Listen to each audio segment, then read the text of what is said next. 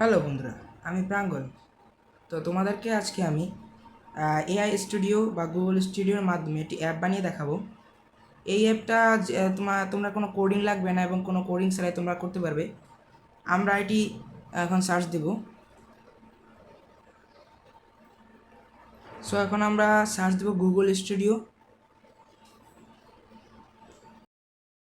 তারপরে আমাদের সামনে এরকম একটা ইন্টারফেস আসবে। ওপেন করলাম। এই গুগল স্টুডিওতে গেট স্টার্টে আমরা চাপ দেব। প্রথমে আমাদের এরকম একটা ইন্টারফেস নাও আসতে পারে। সো বুলটে এরকম দেওয়া থাকবে।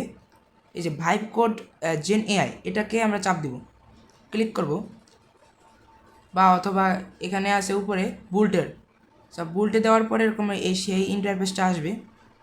আসার পর ধরো আমরা সেই এআই চ্যাটবটের নাম দিলাম, ধরো চ্যাট জিপিটির মতো একটা এআই, কিন্তু জিমিনি নাম দেওয়া হোক। তো আমরা একটা প্রম্পট লিখলাম, make a chatbot like a chat GPT. সেই নামটি দেওয়ার পর চাইলে আমরা চেঞ্জও করে নিতে পারি।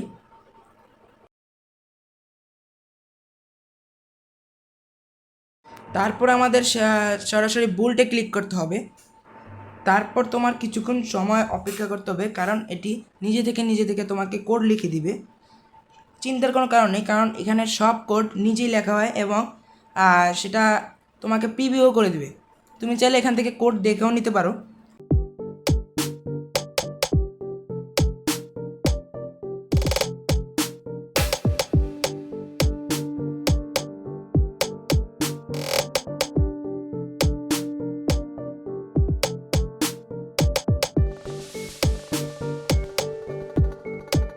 কাজটা হয়ে গেল। এখন আমরা আমাদের সেই অ্যাপটি দেখে নিই।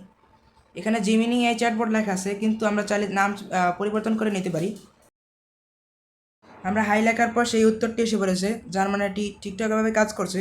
কিন্তু যখন আমরা বাইরে এটি ইনপুট করব, তখন এপিআই কি অবশ্যই দেওয়া উচিত, কারণ এটি যখন প্রিভিউ অপশনে থাকে এটি নিজে থেকে একটি এপিআই দিয়ে দেয়। যদি আমরা এপিআই ব্যবহার করি তাহলে আমাদের এখান থেকে এই যে জিমিনি এআই স্টুডিও থেকেই আমাদের এপিআই পেয়ে যাব ফ্রিতে। সো আমরা এটি ডাউনলোড করেও দেখতে পারি। এই যে ডাউনলোড অফ বাটন রয়েছে, সেখান থেকে ডাউনলোড করে নিতে পারি। সো এখন আমরা এটির নাম পরিবর্তন করব। ধরো আমরা একটা নাম দিলাম ভিস্টা। আমি আমার একটা নাম দিলাম, তোমরা চাইলে তোমাদের মতো একটি নাম ব্যবহার করতে পারো। এখন আমরা আমাদের এই অ্যাপটার নাম পরিবর্তন করব, যার নাম রাখবো ভিস্টা। তোমরা চাইলে যে কোনো নাম ব্যবহার করতে পারো, যেমন ইভো। তোমরা চাইলে তোমাদের মতো যে কোনো একটি নাম ব্যবহার করে নিতে পারো। চাইলে .ai বা .com যে কোনো একটি ডোমেন নেম ব্যবহার করতে পারো সেই অ্যাপের জন্য, তোমরা যদি ওয়েবসাইট বানাও তাহলে। এখন এটা আমাদের নাম পরিবর্তন করে দিছে, দেখা যাক এটা কি দেয়। আমরা চাইলে এটার ইউআই ডিজাইন পরিবর্তন করতে পারি। সো আমরা একটা ইউআই ডিজাইন দিব।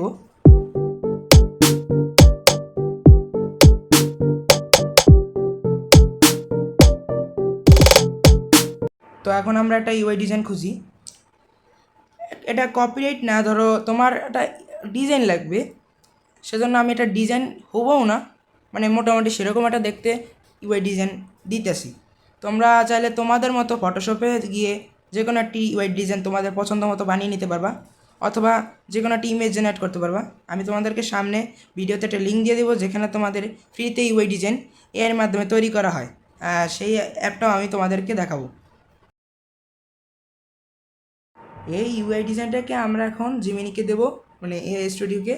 সে আমাদেরকে কি বানিয়ে দেয় দেখা যাক। এটা চলমান থাকবে।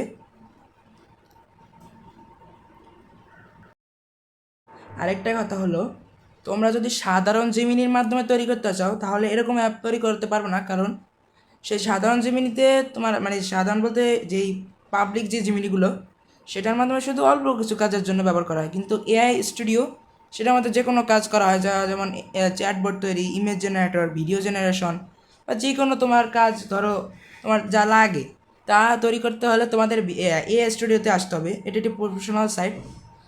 আমাদের এই ইউআই ডিজাইনটা এসে পড়েছে। দেখি এটার ইউআই টিউআই ঠিক আছে মানে ঠিক আছে কি না।